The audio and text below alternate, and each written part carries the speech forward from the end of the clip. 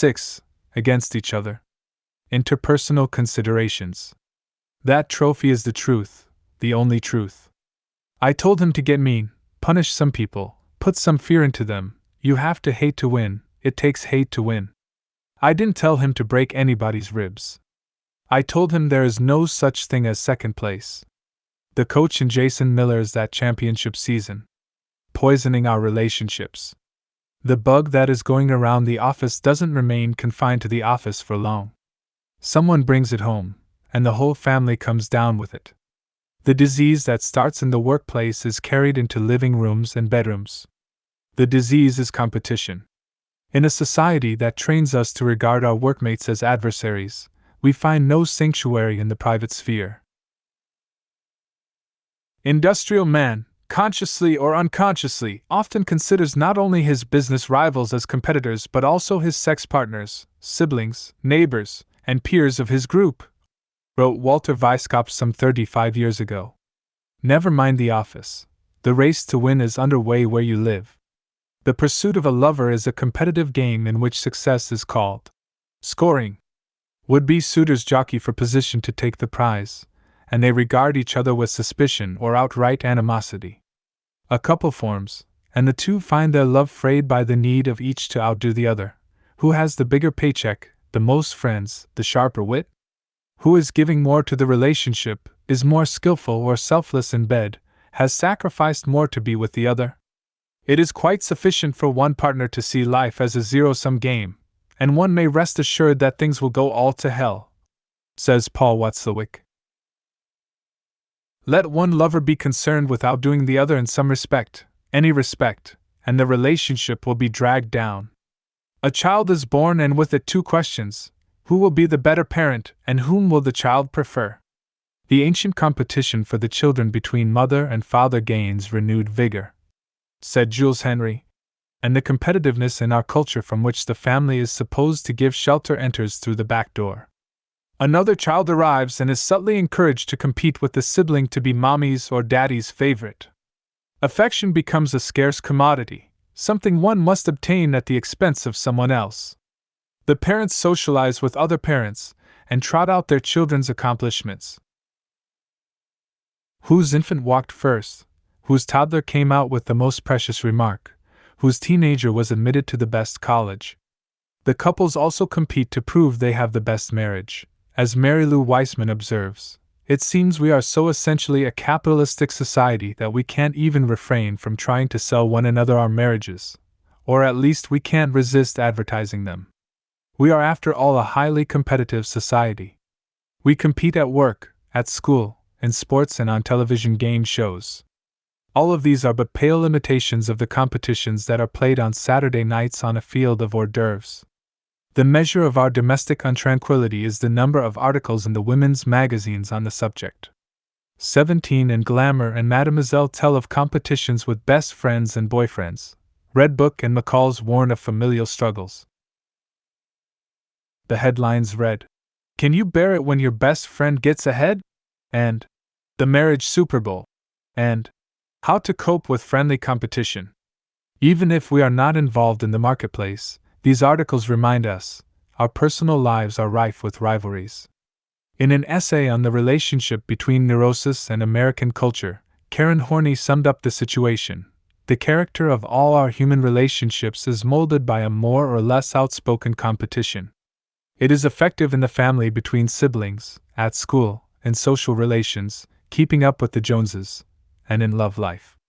The genuine erotic wish is often overshadowed or replaced by the merely competitive goal of being the most popular, having the most dates, love letters, lovers, being seen with the most desirable man or woman. Marriage partners, for example, may be living in an endless struggle for supremacy, with or without being aware of the nature or even of the existence of this combat. This state of affairs, Horney notes elsewhere, is all the more tragic since the same competitive forces in our society that generate anxiety, making our relationships so important as a coping mechanism, also undermine these very relationships. In a competitive society, there is nowhere left to turn. Competition acts not only to strain our existing relationships to the breaking point, but also to prevent them from developing in the first place. Camaraderie and companionship, to say nothing of genuine friendship and love, scarcely have a chance to take root when we are defined as competitors. In the workplace, one tries to remain on friendly terms with one's colleagues, but there is guardedness, a part of the self held in reserve. Even when no rivalry exists at the moment, one never knows whom one will have to compete against next week. I was recently told that extended training seminars for computer programmers are sometimes set up as contests. One's ultimate status and salary are determined by how many programs one produces. The result, according to one reluctant participant, is that friendships are nipped in the bud because each person must try to outdo the others. Performing artists similarly find it hard to enjoy each other's company since they may audition for the same part or position. Says one actress, "I keep a distance from everybody because I know one day," she snaps her fingers, "it's all going to be gone and you're going to be working against each other." On the competitive playing field, the story is much the same. The occasional real friendship that develops is the exception that proves the rule. One article about professional tennis paraphrases an official as follows: "If it comes down to choosing between winning and maintaining a friendship, successful players sacrifice the friendship." He adds, "There's no place for sentiment. It's a matter of survival." The win/lose structure inevitably affects the priorities and temperaments of the individual players, according to sports psychologists Bruce Ogilvie and Thomas Tutko. A personality profile administered to 15,000 athletes revealed low interest in receiving support and concern from others, low need to take care of others, and low need for affiliation. Such a personality, the researchers conclude, seems necessary to achieve victory over others. Another study found that characteristics such as kindness, sympathy, and unselfishness are notably absent among successful athletes. Psychotherapist Lillian Rubin describes how such a personality likely takes shape. To win for his team, a boy beats his best friend. So, winning means also losing something precious in the relationship with a friend. For it is not likely that the two will compete on the football field and have a close and loving relationship off it, not likely that they can put on a show of invincibility during the game, and share their fears and vulnerabilities after it. Not very different, is it, from the world of work for which he is destined? Not very good training, is it, for the kind of sharing of self and emotional support friendship requires. The assertion one sometimes hears to the effect that competition need not interfere with friendship assumes that our orientation towards someone can switch from supportive to rivalrous and back again, as if we were changing television channels. It is simply unrealistic to think that the hostility engendered by an experience during a contest will evaporate into thin air, leaving the relationship between the two individuals unaffected. I do not mean to say that no one has ever had a satisfying relationship with a competitor, but that competition inhibits such relationships, just as it corrodes the relationships we have already developed. This chapter is concerned with the reason this happens and the consequences it brings. Anatomy of a rival. Simply from knowing that competition damages self-esteem, we can predict that relationships will be in trouble. This seems to follow from Harry Stack Sullivan's comment in the last chapter to the effect that it is difficult for me to feel good about others when I don't feel good about myself. I feel my worth is in doubt, it is contingent on winning, so I am unable to extend myself to you. From her research with children, psychologist Carol Ames concluded that just such a connection between self-esteem and relationship exists. The experience of failure in competitive settings that resulted in depressed beliefs in their own ability is likely to affect negatively the child's own feelings of competence and self-worth and potentially interfere with future relationships with others. But the interpersonal consequences of competition do not depend solely on the psychology of the individual. Competition by its very nature damages relationship. Its nature, remember, is mutually exclusive goal attainment, which means that competitors' interests are inherently opposed. I succeed if you fail, and vice versa, so my objective is to do everything possible to trip you up. This attitude does not reflect a neurotic or sadistic orientation on my part. It is the heart of competition itself, because competition decrees that both of us cannot succeed. This effect is easiest to see where we compete face to face, but even where the contest is indirect, such as the diffuse pursuit of a consumer's dollar in which market share is gained at the expense of anonymous competitors, I will regard others, and correctly so, as stumbling blocks on my path. Under conditions of competition, the failure of others has the same relative effect as one's own success. So the failure of others is devoutly to be wished. It is a small step from wanting someone else to fail at a particular task to wanting bad things in general for that person. I come to associate your disappointment with my pleasure, even when we are not in a zero-sum situation. It is another small step to adopting an adversarial posture all the time. One fails to distinguish between those others who are rivals and those who are not, at least for the moment. Put the two tendencies together, and the pattern of behavior that emerges is one of treating virtually everyone as inimical to one's own goals and wishing them ill. In a competitive culture, writes Henry, anybody's success at anything is one's own defeat, even though one is completely uninvolved in the success. Earlier I referred to a study demonstrating that American children often choose to take away another child's toy despite the fact that they have nothing to gain from this. The experiment, with 7 to 9-year-olds, found that 78% of the Anglo-American children, who presumably had become well accustomed to competition, took the other child's toy away for no other reason than to prevent the other child from having it. Mexican children, whose socialization had been less competitive, did so only half as often. Indiscriminate rivalrous behavior can be explained according to simple principles of learning theory. Baby Albert, the hapless subject of John B. Watson's classic 1920 experiment, was exposed to a loud noise every time he saw a white rat. He thereby learned to fear the rat, but also, though unexpectedly, to generalize this fear to everything furry. It is much the same for the rest of us. When we repeatedly encounter people under competitive conditions, we will spontaneously begin to regard all others as rivals and treat them accordingly. Learning theory cannot capture the full import of this point, however. We need a model of human relationship, its potential richness and significance to our lives, against which to understand the effects of competition. The philosopher Martin Buber spent his life devising such a model. For him, the fulfillment of human life was relationship, the realm of the interhuman. Buber described the wondrous possibility of treating another person not as an it, but as a thou, not as a means but as an end, so that each becomes aware of the other, and is thus related to him in such a way that he does not regard and use him as his object, but as his partner in a living event. This possibility depends on my coming to understand our common humanity, which is to say, coming to see that your needs and feelings are analogous to my own.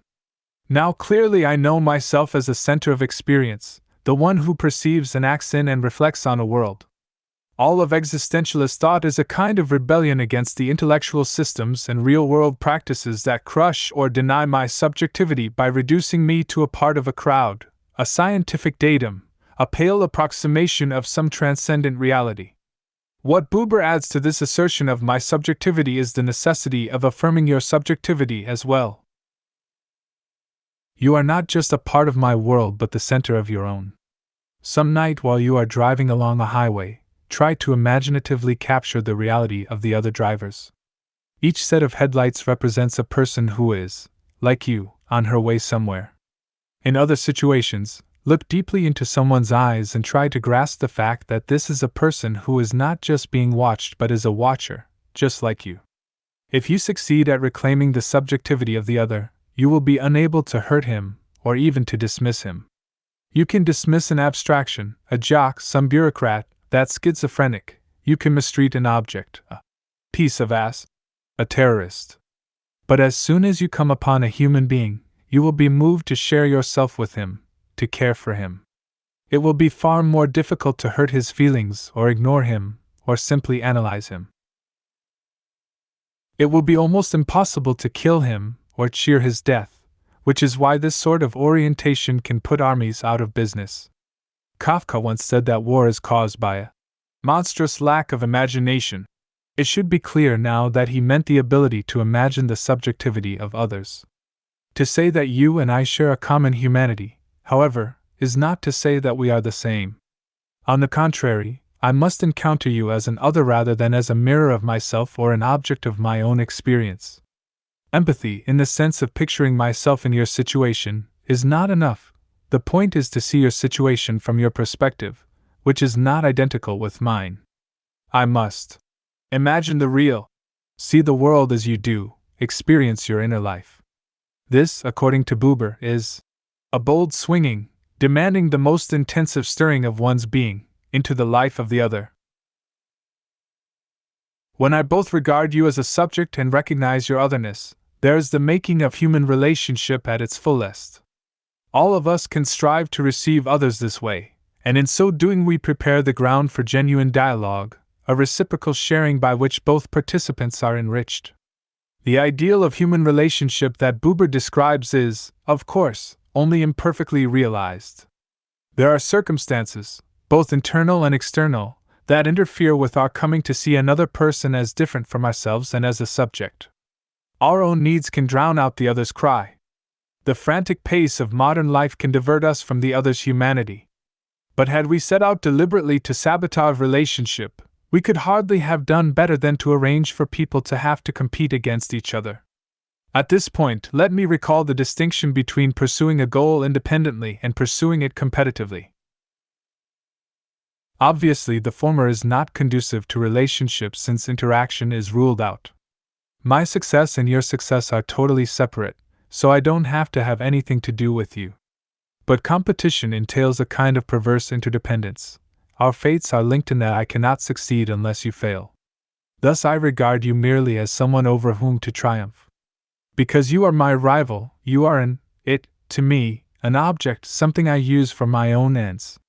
This dynamic is found in virtually all exploitative relationships. All too commonly, for example, a bus driver is seen solely in terms of his function. He gets us from here to there. To the extent we perceive him this way, essentially as an appendage of the bus itself, we cannot enter into dialogue with him. But competition takes objectification a step further, since I not only use you but try to defeat you. True, you regard me in the same way, and this creates a symmetry that is not present in, say, the boss's relationship to his worker. But it is a fearful symmetry. For competitors, the objectification is doubled. The prospects for relationship are twice buried. The reductio ad absurdum of competition is war, and it is here that we find antagonists most thoroughly negating the humanity of others in order to be able to kill them. One fires on krauts or gooks, not on people. But precisely the same process is in evidence in less deadly kinds of competition. Tennis players imagine a faceless opponent, says one sports psychologist. Adds another. The more you get involved with playing a personality, the worse you do. A pro football player writes, "We were really fired up and felt we were going to annihilate them. I particularly didn't want to see their faces, because the more anonymous they were the better it was for me, and I'm sure most of the other ball players felt the same way. They were a faceless enemy we had to meet." Depriving adversaries of personalities, of faces, of their subjectivity, is a strategy we automatically adopt in order to win. Some people do this more effectively than others, but the posture is demanded by the very structure of competition. We may try to reassure ourselves with talk about friendly competition, but the fact remains that seeing another person as a rival and seeing her as a partner in a living event are fundamentally incompatible stances. It is difficult to imagine a more telling indictment of an activity than the fact that it demands such depersonalization. There is some empirical confirmation of this phenomenon. A series of 10 studies conducted by David and Roger Johnson investigated the effect of various learning environments on perspective taking, that is, on the ability to understand how a situation appears to another person and how that person is reacting cognitively and emotionally to the situation.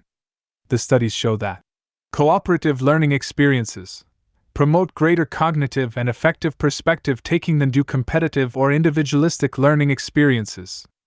In one recent experiment, for example, undergraduates played at managing businesses and had to negotiate with one another.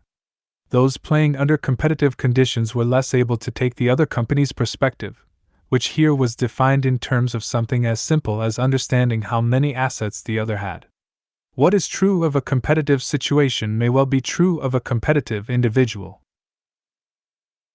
Mark Barnett and his associates asked first-grade teachers to rate their students with respect to competitiveness.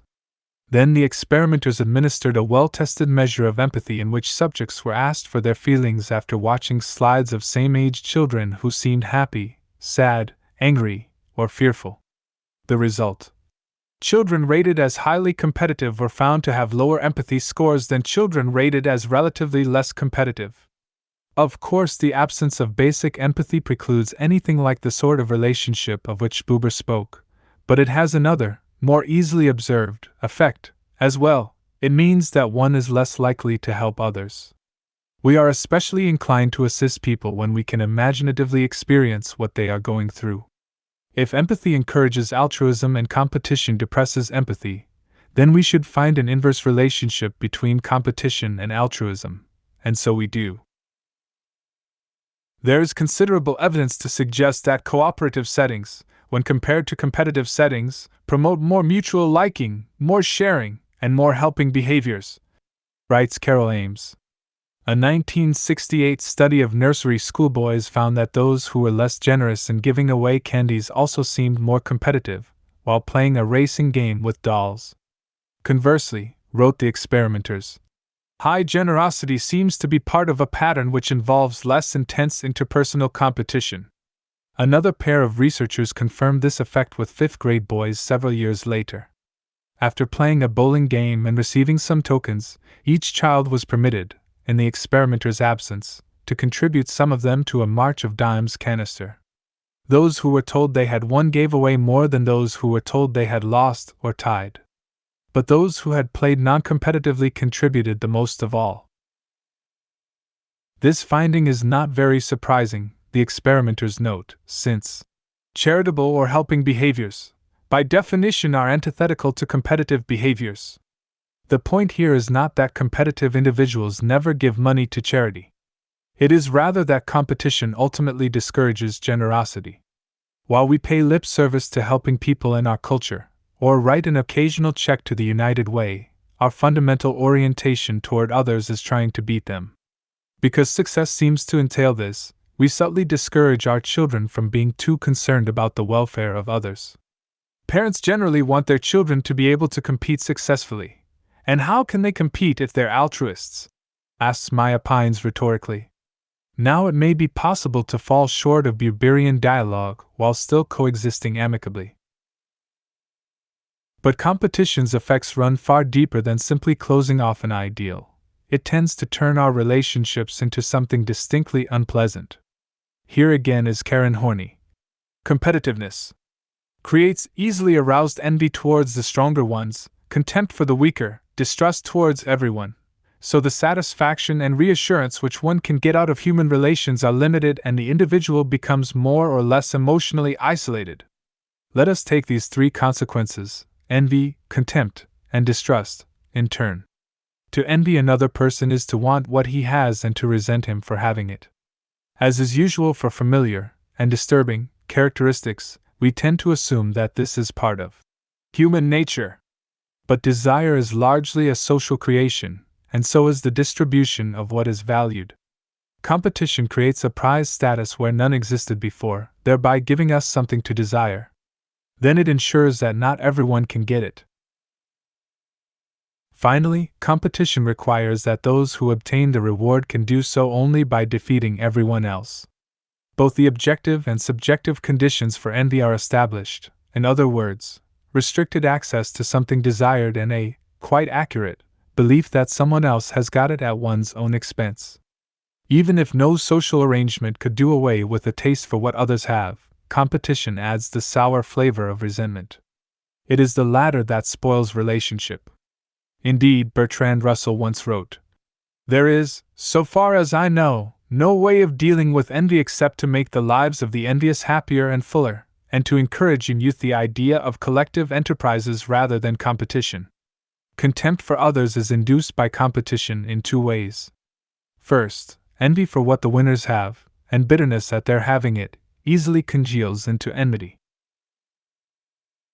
Jules Henry spoke of how we encourage this feeling in the classroom, since all but the brightest children have the constant experience that others succeed at their expense, they cannot help but develop an inherent tendency to hate the success of others, to hate others who are successful, and to be determined to prevent it. Along with this, naturally, goes the hope that others will fail. The second kind of contempt, the sort that Horney had in mind, is directed at the losers. It derives from the effort of winners, and here we may specifically point to the economically privileged, to justify their success by maintaining that winning is their natural reward for being winners. This is not a tautology. Certain people are believed to enjoy the status of being winners in advance of actually winning. These winners are good people, not only capable but virtuous, and their victories are therefore always deserved. The corollary to this is that those who lose deserve their fate, too, and merit only contempt. We usually do not spell out these assumptions, but they color our perception of winning and losing. They probably are the legacy of social Darwinism, which, as the historian Richard Hofstadter pointed out, supplied the competitive order with a cosmic rationale. Competition was glorious. Just as survival was the result of strength, success was the reward of virtue. George Orwell, reflecting on his school days, put it this way: virtue consisted in winning. Life was hierarchical, and whatever happened was right. There were the strong, who deserved to win and always did win, and there were the weak, who deserved to lose and always did lose, everlastingly. Despite the outrageous arrogance of this view, winners are sometimes successful in persuading losers of its validity. This has two consequences. 1. The losers' contempt for the winners is mixed with self-contempt, and 2. The losers will set about not to change the system, a move that would in any case be dismissed as sour grapes, but only to become a winner next time. Thus there is no one to press for structural change. The contempt for losers, then, not only tears at the fabric of human relationship but functions as a powerfully conservative force. Finally, there is the matter of distrust. Love, of course, is based on trust, but so, to a lesser extent, is our ability to function in any social system. Even if we are mere acquaintances, you and I expect certain things from, and are vulnerable to, each other. But set up a system where we must compete against each other, and a breeding ground for distrust has been established. Indeed, why should you trust me if I have every reason to want you to fail? Distrust spreads rapidly, too. First, because I am never sure that you might not become my rival even if you are not at present. Second, because, as discussed earlier, we generalize what we learn to new environments. And third, because a vicious circle is generated, in which I respond in kind to your attitude. Disclosing myself to others can be considered a key element of psychological health and is, at any rate, an important part of relationship. But competition erodes the trust on which disclosure depends. Whatever I tell you about myself or do to help you will, in a zero-sum situation, be at my own expense. In a competitive culture, we come to look at each other through narrowed eyes. When we compete, then, we objectify others, lose our ability to empathize, become less inclined to help. A chasm opens up between us, leaving us distrustful, envious, and contemptuous. The father of family therapy, Nathan Ackerman, saw the sad legacy of competition in the home. The strife of competition reduces empathic sympathy, distorts communication, impairs the mutuality of support and sharing, and decreases the satisfaction of personal need. All of this may well result in isolation, as Horney contended, which suggests the provocative hypothesis that competition is not only the result of hyperindividualism but its cause. The chief result of competition, though, as Ackerman observed and as should by now be clear, is strife. Competition of any kind is a sort of battle, a hostile encounter. The following section will investigate this closely. Aggression. What is the relationship between competition and aggression? On one level, the question makes little sense since the two are not really distinct phenomena that can be related. Competition is a kind of aggression. In the preceding section, I tried to explore what it means to try to beat someone. The arrangement is by its very nature a struggle, or, depending on how one uses the word, an aggressive enterprise. Thus Horney was able to write, "Hostility is inherent in every intense competition, since the victory of one of the competitors implies the defeat of the other. If there is a connection to be drawn, then, it is only between trying to defeat someone and trying to do him harm beyond what is necessary for victory. The mediator between these two actions presumably would be feelings of hostility, which invariably attend competition at some level." Morton Deutsch writes as follows: "In a competitive relationship, one is predisposed to affect the other negatively, to have a suspicious, hostile, exploitative attitude toward the other, to be psychologically closed to the other, to be aggressive and defensive toward the other, to seek advantage and superiority for self and disadvantage and inferiority for the other, to see the other as opposed to oneself and basically different, and so on. One is also predisposed to expect the other to have the same orientation. Indeed, hostility is practically indistinguishable from intentional competition, so an individual with this orientation will likely seek out competitive encounters. To this extent, the act of competition can be a consequence of hostility. But social scientists have been more concerned with the reverse proposition, the question of whether competition leads people to feel more hostile and, ultimately, to act more aggressive. Once upon a time, theorists speculated that participation in or controlled exposure to competitive sports or other aggressive behavior would drain off one's reservoir of aggression. This came to be known as the catharsis theory, after Aristotle's notion that one can be purged of unpleasant emotions by watching tragic dramas. Freud and the ethologist Konrad Lorenz were two of the chief proponents of this view, and it is not a coincidence that both believed aggression was innate rather than learned and spontaneous rather than reactive. We naturally need to vent our aggressions, and it is best to do so where it can do little harm, such as by playing sports. The substitutive satisfaction of competition thus was said to reduce aggression. There are few beliefs so widely held by the general public that have been so decisively refuted by the evidence. The catharsis theory by now has no leg to stand on, particularly with respect to the question of sports. Even Lorenz told an interviewer in 1974 that he had developed strong doubts whether watching aggressive behavior even in the guise of sport has any cathartic effect at all. And the well-known psychoanalyst Bruno Bettelheim conceded that competitive or spectator sports raise aggressive feelings of competition to the boiling point. Watching others be aggressive does not discharge our own aggressiveness. What seems to happen instead is straightforward modeling. We learn to be aggressive. Our restraints against aggression are lowered. Whatever explanation we devise for this effect, however, one study after another has failed to show any catharsis effect. Athletes were found to become more aggressive over the course of a season, as measured by personality tests. Another study found the same thing for high school football players. Third graders who were frustrated by experimenters did not become any less aggressive when they engaged in aggressive play afterward. On the other hand, those children who had the frustrating behavior explained to them became significantly less aggressive. Elementary school-aged boys were more likely to shove or hit their peers if they had watched a boxing film. A cross-cultural study revealed that where we find warlike behavior we typically find combative sports, and where war is relatively rare combative sports tend to be absent. This refutes the hypothesis that combative sports are alternatives to war as discharge channels of accumulated aggressive tension. If the catharsis theory were true, sports and war would be inversely related across cultures. In fact, they are directly related. Those social scientists who have reviewed or conducted the research on catharsis speak with one voice. Innumerable studies of aggression in children have illustrated that attempts to reduce aggression through the use of aggressive and vigorous play therapy have the opposite effect.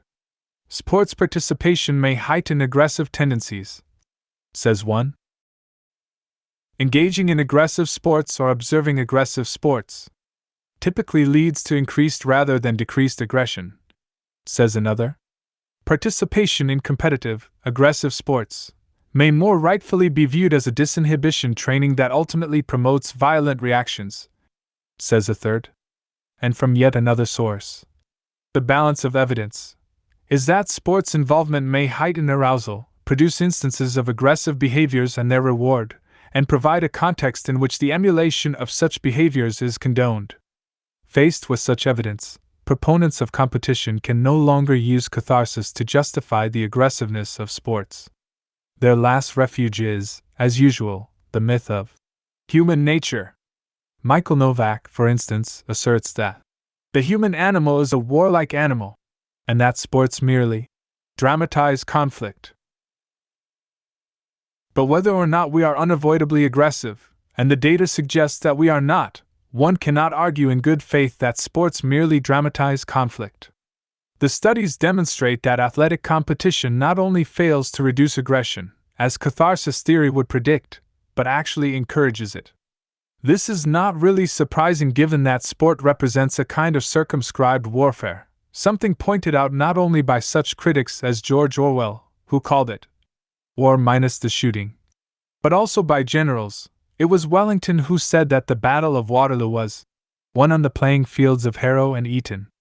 It was Douglas MacArthur who said, "Upon the fields of friendly strife are sown the seeds that, upon other fields, on other days, will bear the fruits of victory."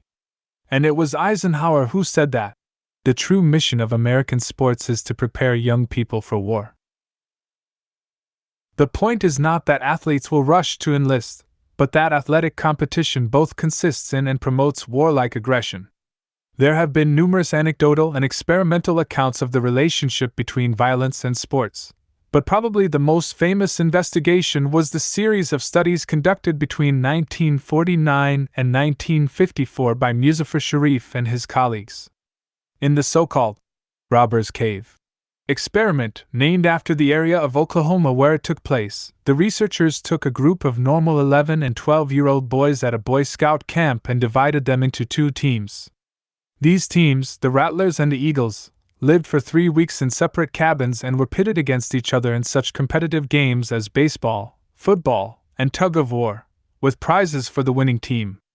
The hypothesis was that situations where one group could be successful only at the expense of the other, i.e., competition, would promote generalized hostility and aggressive acts. This is exactly what happened. The boys began taunting and insulting each other, in some cases turning against good friends who were now on the opposing team. They burned each other's banners, planned raids, threw food, and attacked each other after the games and at night. It is important to realize that there was no difference between the members of the two teams. They were in all respects homogeneous. Only the fact of structural competition can account for this hostility. The practice of dividing children into teams for a series of competitive encounters is still common in summer camps. These teams often are identified by colors, and the affair is aptly known as color war. It is a dreadful spectacle, a study in humiliation and rage, which I witnessed over several years as a camp counselor. Even very young children understand that the only thing that matters during the war is the relative standing of their team. Everything must be sacrificed for the Blues or Whites, and fervent loyalties develop as soon as the arbitrary team assignments are announced. Erstwhile friends on the other side are now met with a coldness that often erupts into nastiness. In the camp where I worked, the competition extended beyond sports. Writing cheers and participating in a sort of quiz bowl ensured that non-athletic youngsters, too, could use their skills in rivalrous fashion. Indeed, one regularly finds hostility boiling up in chess matches, interscholastic debates, and any other sort of recreational competition one cares to mention. Athletes have no patent on aggression. Competition does not promote aggression merely on the part of participants. Fan violence is a frequent companion to sports, from high school students pelting the opposing team's bus with rocks to the death of 300 soccer fans in a 1964 brawl in Peru. In 1971, 66 people died in similar fashion in Glasgow. In 1985, it was 38 in Brussels. Looting and rioting regularly occur in U.S. cities following a hometown victory in the Super Bowl or World Series. After each such incident, Pundits and political leaders scratched their heads and tried to imagine what could have caused such senseless behavior. The Brussels riot, begun by Liverpool youths, produced hypotheses ranging from alcohol to the British character. The one cause that was not considered was the effect of competition itself. In any case, the frequency of such behavior on the part of fans again disproves the catharsis theory. There are so many cases of spectators becoming violent as a result of an emotionally pitched game, says Terry Orlick, that we have to wonder why the notion persists that the viewers will lessen their aggressive inclinations by seeing the game. Clearly, someone forgot to tell these fans that watching highly competitive or aggressive sports is supposed to subdue their aggressive tendencies. It would be a mistake to confine a discussion of competitively inspired aggression to sports. Games, after all, are supposed to matter less than the rest of life. They are offered as something playful and fun. In other arenas, where competition is in deadly earnest, there may be fewer displays of brute violence, but there is at least as much hostility. Joseph Wax's reflections on education are worth quoting at length. One must marvel at the intellectual quality of a teacher who can't understand why children assault one another in the hallway, playground, and city street, when in the classroom the highest accolades are reserved for those who have beaten their peers. In many subtle and some not so subtle ways, teachers demonstrate that what children learn means less than that they triumph over their classmates. Is this not assault? Classroom defeat is only the pebble that creates widening ripples of hostility. It is self-perpetuating. It is reinforced by peer censure, parental disapproval, and loss of self-concept.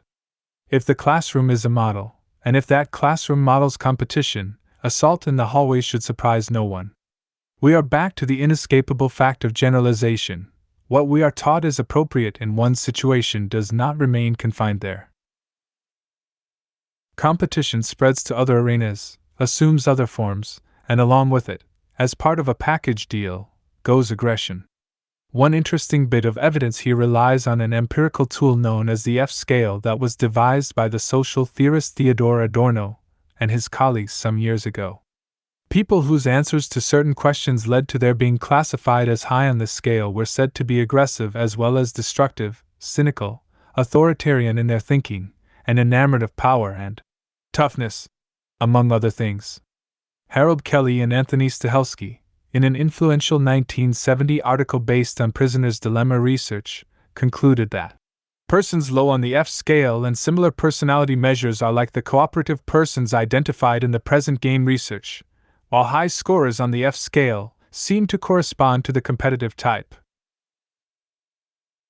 I cite this correlational finding because it pertains to long-term personality patterns, something about which, at least with respect to competition, we have little data. As we have already seen, though, there is good evidence of a causal link between competition and aggression. Some have explained this evidence in terms of the theory that aggression results from frustration. Originally, the connection was proposed in just such simple terms. Today, the paradigm has been refined. Many theorists propose that competition generates a high level of arousal, meaning that we may not immediately become aggressive as a result, but that we are predisposed to respond in this way if we are then frustrated by something. Of course, most of us encounter frustrations all the time, so the competition-aggression link remains fairly solid.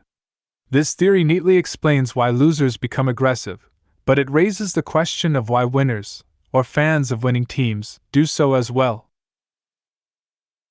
In an experiment with 5- and 6-year-olds, Janice Nelson and her associates found that success as well as failure in competition produced consistent increases in aggression, as compared with the effects of non-competitive play, although failure made the children more aggressive. Another study, which first involved watching an adult be aggressive, discovered that the boys who won a subsequent competition were more aggressive than those who failed. Such findings suggest two possibilities. 1. Competition generates aggression as a result of something other than its capacity to frustrate participants. Or, 2. Even winning is not enough to eradicate the frustrating elements of competition. The authors of the second study prefer the latter hypothesis. Whether successful or not, competition is considered a frustrating experience because of the threat of defeat and the unpredictability of the outcome. In any case, it is quite clear that the hostile encounter called competition, on the playing field and in other contexts, for both participants and spectators, leads us to become more aggressive. RX, cooperation. Competition is the worst possible arrangement as far as relationship is concerned. There may be drawbacks to working or playing or learning independently, but at least this does not place us in the position of viewing each other as enemies. Happily, though, we do not have to settle for the lesser evil of isolation. There is a third approach, cooperation, which has a powerful positive effect on relationship. Chapter 3 showed that working together is more productive. Now I want to emphasize a somewhat less surprising but equally consequential finding. When we cooperate, we are inclined to like each other more. Even in a mercilessly competitive society, there are pockets of cooperative activity, enough, at least, so that each of us knows what it is to work with others to paint a room, prepare a report, cook a meal. To remember such experiences is to know that cooperation encourages us to view our collaborators favorably. It is to understand how cooperation teaches us, more broadly, the value of relationship. Cooperation means that the success of each participant is linked to that of every other. This structure tends to lead to mutual assistance and support, which, in turn, predisposes cooperators to feel an affinity for one another. At the very least, cooperation offers an opportunity to interact positively, which independent effort does not and which competition actively discourages. At the most, it provides an irresistible inducement to do so. There is by now an impressive pile of studies substantiating these conclusions, but their findings seem so predictable that I will review them only briefly. David and Roger Johnson conducted a precise statistical analysis of 98 studies on this issue published between 1944 and 1982. Their collective finding, cooperative experiences promote more positive relationships among individuals from different ethnic backgrounds, between handicapped and non-handicapped individuals, and more homogeneous individuals than do the alternative arrangements cooperation with intergroup competition, interpersonal competition, and individualistic experiences. As of 1985, the Johnsons themselves had conducted 37 studies of interpersonal attraction under different learning arrangements. 35 of them clearly showed that cooperation promoted greater attraction, while the results were mixed in the other two. Interpersonal attraction is a catch-all phrase that stands for quite a number of positive effects. Among them, encouragement given. Research by Brenda Bryant discovered that children who worked cooperatively more actively encouraged and supported the self-enhancement of others than children from a competitive or individualistic learning environment. Encouragement received. Other studies have shown that students perceive such encouragement and support from their peers in a cooperative setup. Sensitivity. Gillian King and Richard Sorrentino found more sensitivity to the needs of others displayed in cooperation. Their experimental subjects also reported that cooperative situations were much more pleasant than competitive situations.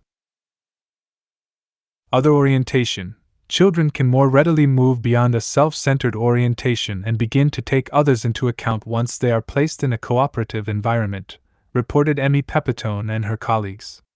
Perspective-taking, cooperation, as I noted earlier in this chapter, is by far the best way to promote perspective-taking. People tend to see things from the other person's point of view when they are working with, rather than against, each other. Communication is improved through cooperation. Deutsch's classic experiment with undergraduates showed that when students worked cooperatively, more ideas were verbalized, and members were more attentive to one another. They had fewer difficulties in communicating with or understanding others. With competition, Deutsch adds, communication tends to be unreliable and impoverished. Trust, even when individuals have unequal power, as represented in an experimental game, they tend to trust each other in a cooperative structure. Trust is virtually absent under competition. Some of the most exciting research in this field concerns the effect of cooperation on students who are different from one another. It says quite a bit if any two people will come to like each other as a result of having cooperated on something. But it says far more if the same thing happens with people of different abilities or ethnic backgrounds. Research from the 1940s and 1950s suggested that Interaction within a cooperative context was a major determinant of whether cross-ethnic contact produced positive attitudes and relationships. And later work has confirmed this. Simply bringing together children from different backgrounds does not produce harmony, as a chorus of bitter voices never tires of pointing out. But instead of simply indicting desegregation, or worse, abandoning it, it seems more sensible to investigate what happens to students once they are in the same classroom. Whereas competition creates an atmosphere of hostility and does nothing to overcome differences, cooperation builds bridges.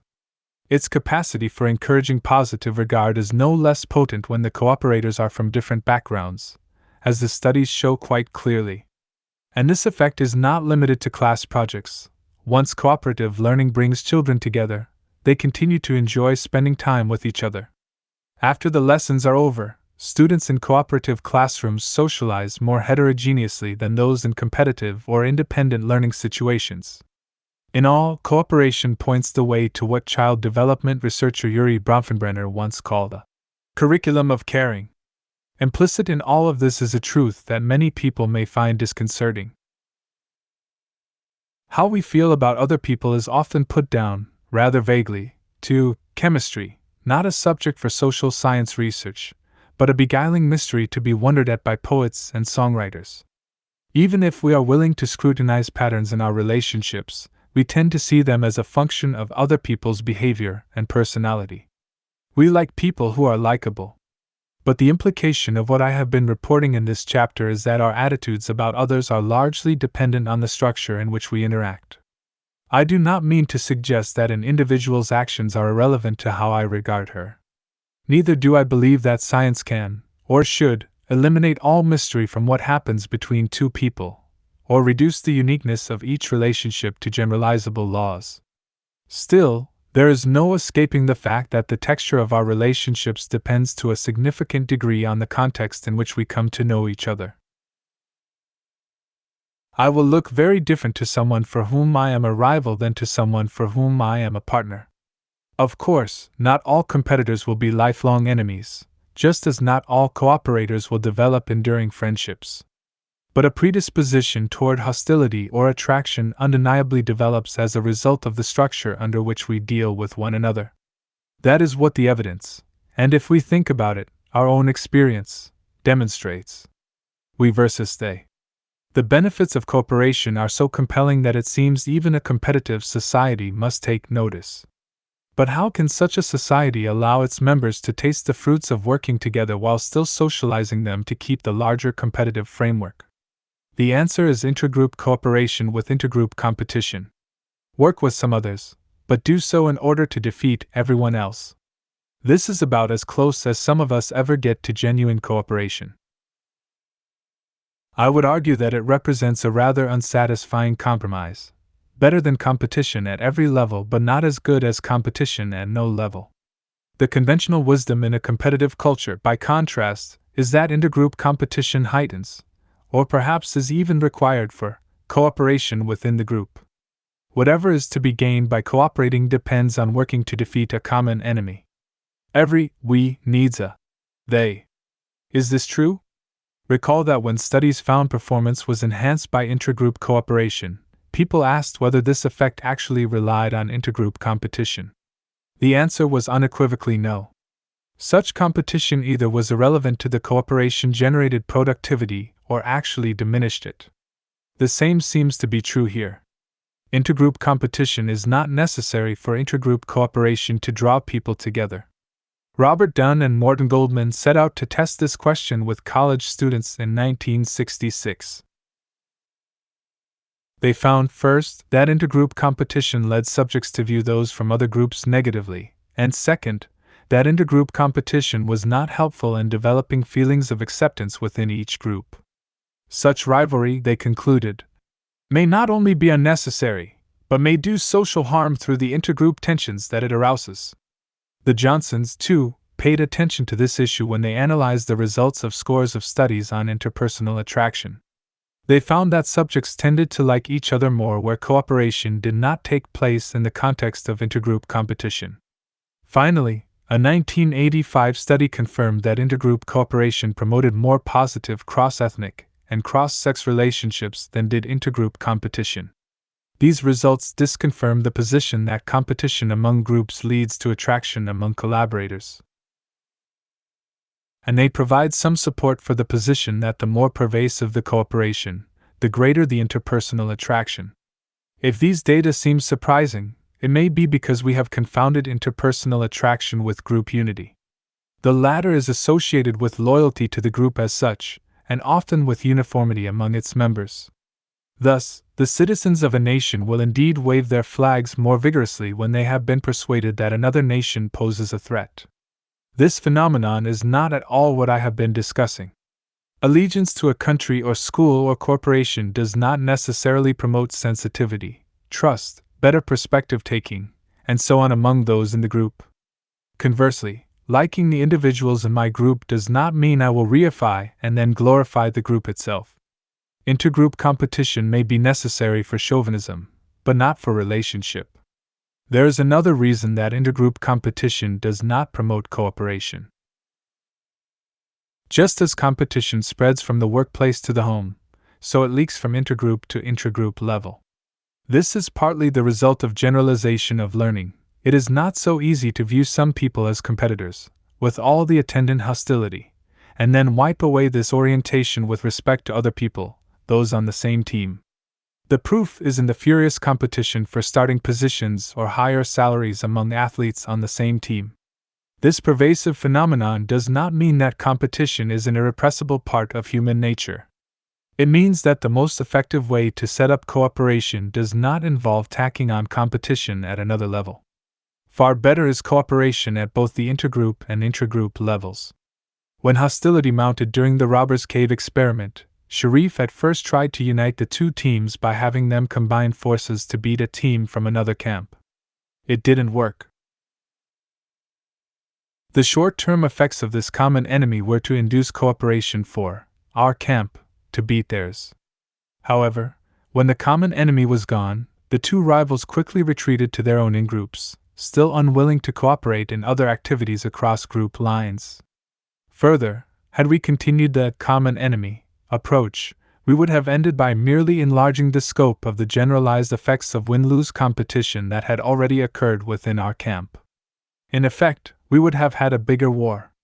Sharif finally did end the vicious rivalry between Rattlers and Eagles by setting up superordinate goals for the boys to meet. These were tasks, such as pulling a truck up a hill or fixing the water supply system, in which the two groups had to cooperate, but without competing against anyone else. Up until now, I have been arguing that intergroup competition is not necessary for cooperation. Now I want to add that this arrangement is also positively undesirable. Consider the case of celebrating one's hometown. There is nothing offensive about the slogan, "I love New York," except, perhaps, its dilution of the word love. This straightforward affirmation, however, is unusual today. Far more common is the defiant assertion that one city is number one. As Michael Parenti has observed, the lack of a sense of community does not prevent Americans from identifying with larger collective entities such as a school, a town, or the nation. But even this identification is expressed in terms that are competitive with other schools, towns, or nations. And Frank Trippett, in a Time magazine essay that chucklingly approves of such competition, acknowledges that local chauvinism habitually thrives on the disparagement of rival places or areas. In a competitive culture, it is not sufficient to say that one is glad to live where one does. One must derogate all other towns and shout oneself hoarse about one's own town's being the best. Our usual reaction is, with Trippett, to dismiss such rivalry as harmless fun. This is also the prevailing view of sports, and, for that matter, of any other competition that stops short of killing. But the sort of affirmation that is concerned with besting others, the sort of camaraderie that develops from working to beat another group, or from simply proclaiming the superiority of one's own, has an ugliness about it that I believe is intrinsically objectionable. Camaraderie is desirable, all things being equal. But all things are not equal when the feeling is derived from derogating an outgroup. As to the defense that it is all in fun, I am reminded of the person who cruelly taunts someone and then remonstrates. But I was only kidding! Beyond such principled objections are the practical problems. Sharif's fear of starting a bigger war is worth taking very seriously. The we versus they structure and the attitude that accompanies it are, after all, at the heart of every war. It is one thing to feel hostile in a contest that pits one individual against another. It is something else again to stoke the aggressive fires that rage in group rivalries. One need not believe aggression is inevitable in human life to point out how horrible are the results of multiplying hatred by the number of people in a group. More, the whole of competitive fury, like that of cooperative creativity, is greater than the sum of its parts. It is not readily apparent how we can end the awful legacy of nationalism, the tensions among countries that now threaten our very existence.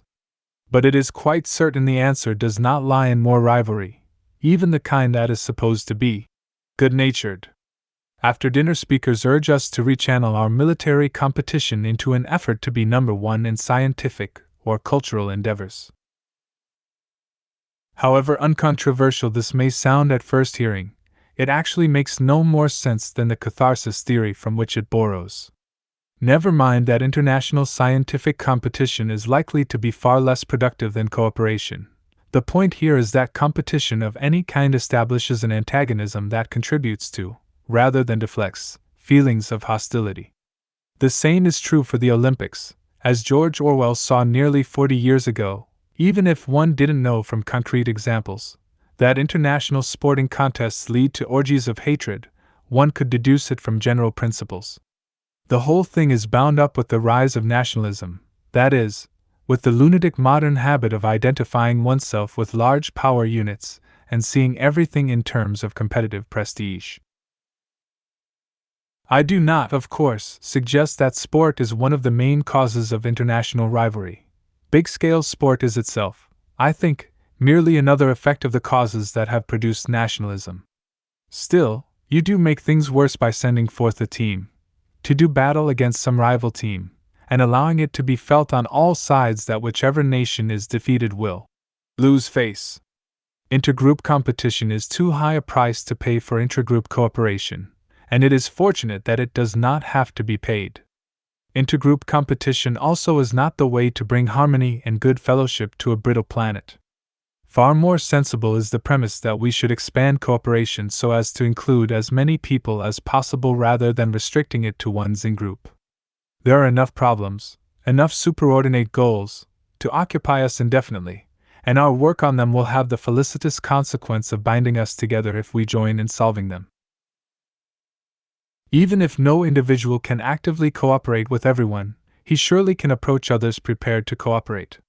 Students can learn together in groups, and then share their insights with other groups. Cities can work together on common problems rather than yelling about which is the best place to live or abasing themselves in a competition for corporate favors. Finally, we can heed Roderick Gorney's declaration that our ultimate safety depends only upon enlarging the circles of helpful cooperation, one last step to encompass our largest units, the nations. Constructive conflict. To cooperate, as I have tried to show in earlier chapters, is not to sacrifice either an achievement orientation or a strong sense of self.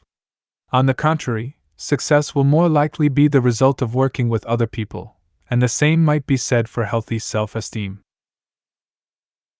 Here I would like to rescue cooperation from yet another misconception.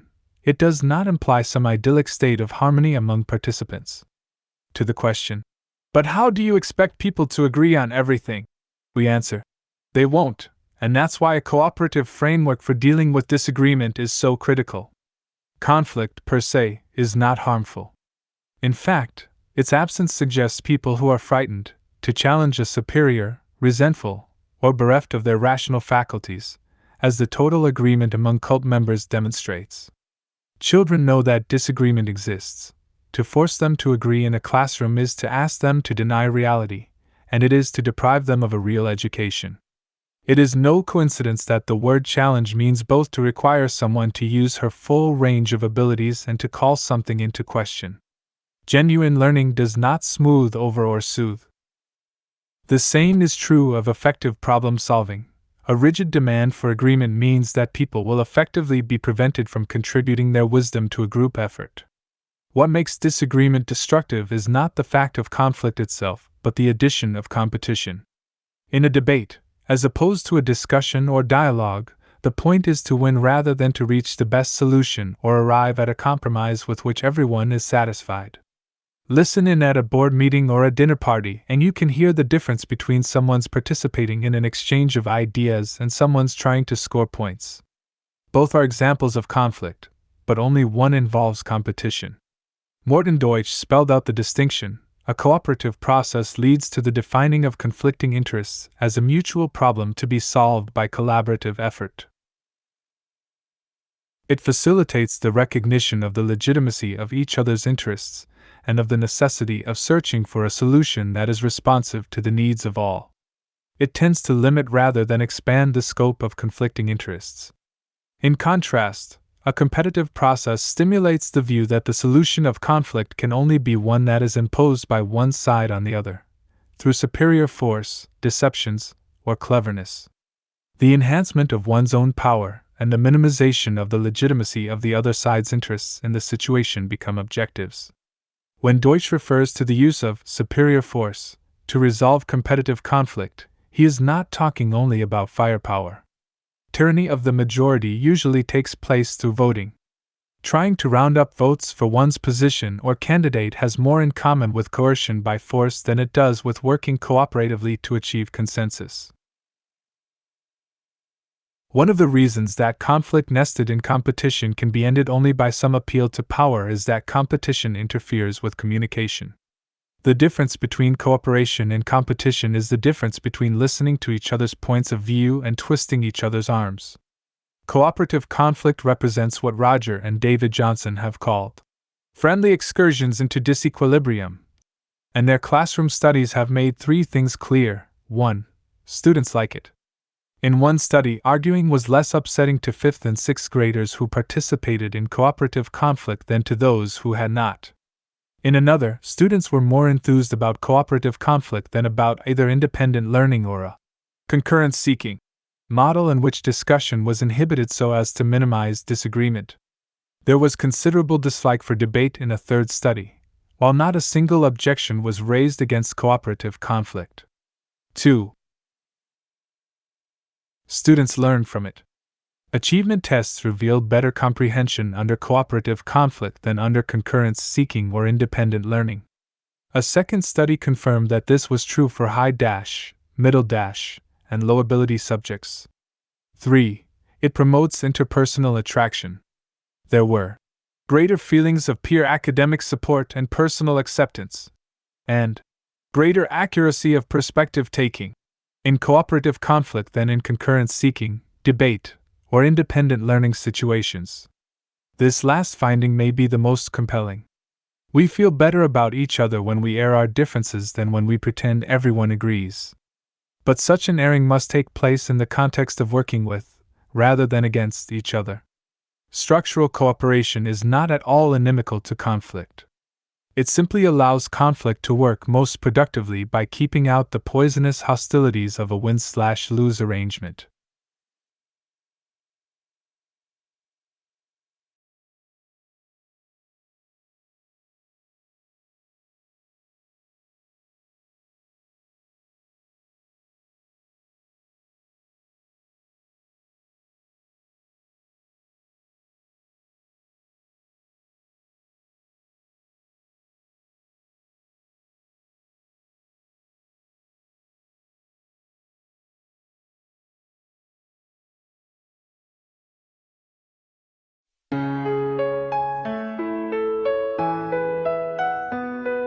They told us from the start, life's a race to win. Climb the ladder, guard your heart, don't let no one in. But what if there's another way, a path we've never tried? Where rising up means lifting those who walk right by our side. We're better together, not made to compete. Stronger in harmony, not in defeat. No need to measure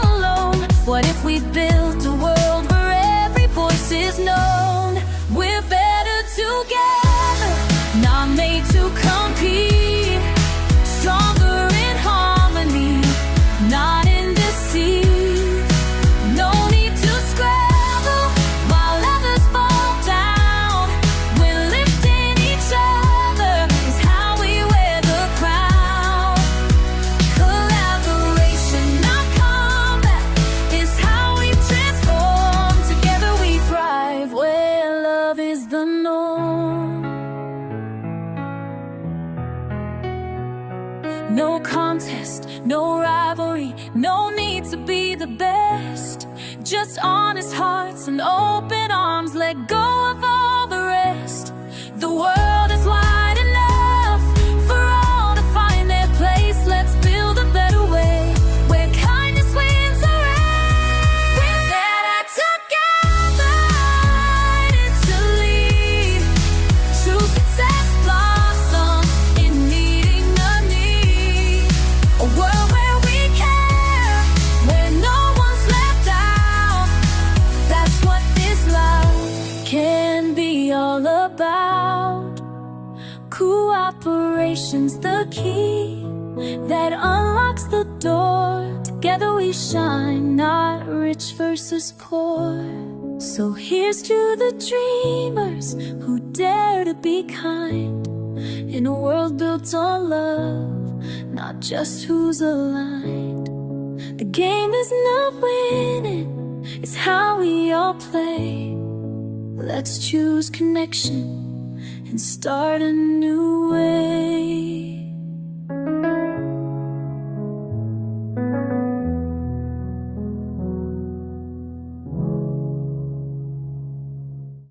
Imagine no competition, a world where we cooperate.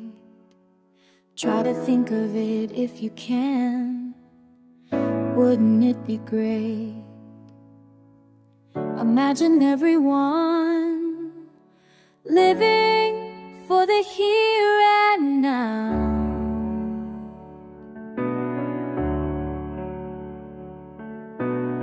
Imagine no war, no borders, bombs, or fear, no armies or flags, just the voice of love near. Imagine everyone living peacefully.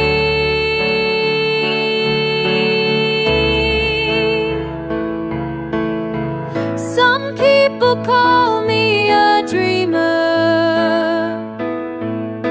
but I'm not the only one who believes in peace. I hope you'll look up the Venus Project. When we unify, the world will live as one.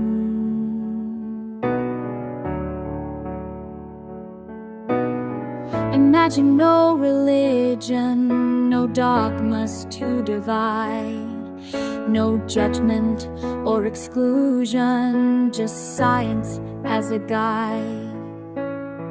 Imagine no politics, no left or right or spin, no puppets serving power, but truth that flows from within. Imagine no pollution, no smog filling the air, just open minds and kindness, and no modern art giving us despair. Imagine everyone sharing our planet Earth.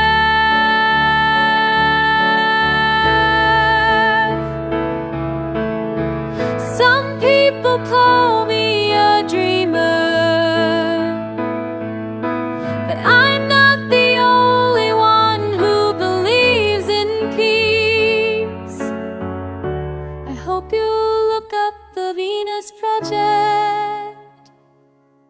When we unify,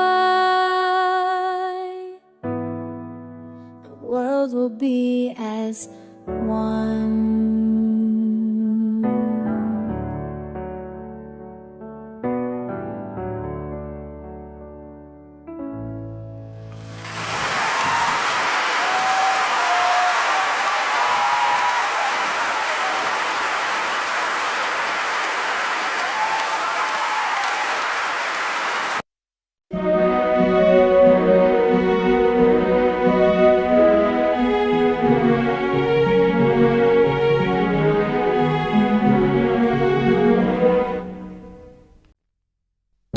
I'm Chinese. I am Russian. I am East African. I'm Canadian. I am Filipina. I am Irish. I am Bulgarian. Korean. I am American. I am Brazilian. Italian. Mexican. I'm British. Swedish. French. I'm Israeli. Japanese. We are mankind.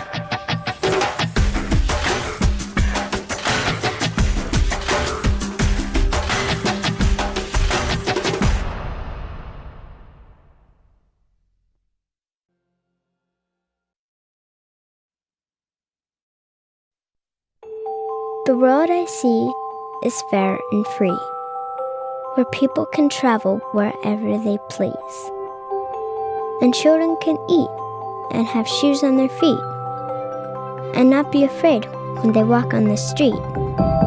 It's not like there has to be rainbows and bunnies, or streets full of people all dancing like dummies, but freedom to live, to learn, and to play, to just be yourself and think your own way. The road I see may sound crazy to you, but hopefully, someday, you'll see it too.